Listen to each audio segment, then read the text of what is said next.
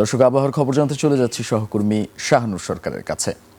শাহানুর, আজকের আবহাওয়া নিয়ে আপনার কাছে কি তথ্য আছে আমাদেরকে জানাবেন।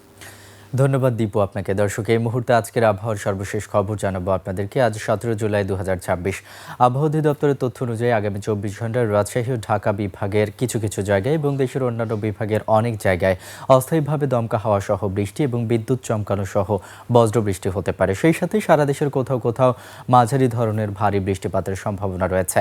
আবহাওয়া অধিদপ্তরের তথ্য অনুযায়ী আগামী 24 ঘন্টায় সারা দেশে দিনের তাপমাত্রা প্রায় অপরিবর্তিত থাকলেও রাতের তাপমাত্রা সামান্য কমতে পারে। গত 24 ঘন্টায় দেশের সর্বোচ্চ তাপমাত্রা পাবনার ঈশ্বরদীতে রেকর্ড করা হয়েছিল 35.8 ডিগ্রি সেলসিয়াস এবং দেশের সর্বনিম্ন তাপমাত্রা সিলেটে রেকর্ড করা হয়েছিল 23.3 ডিগ্রি সেলসিয়াস।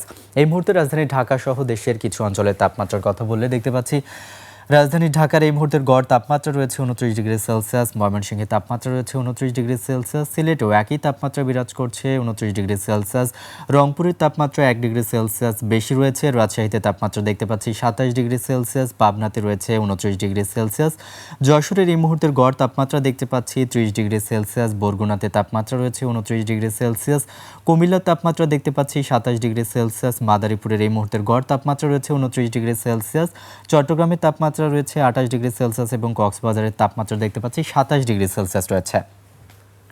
আজ সকালে ঢাকার বাতাসের আপেক্ষিক আর্দ্রতা রেকর্ড করা হয়েছে শতকরা 85%। আজ ঢাকায় সূর্যোদয় হয়েছে 5টা 18 মিনিটে এবং আজ ঢাকায় সূর্যাস্ত হবে 6টা 48 মিনিটে।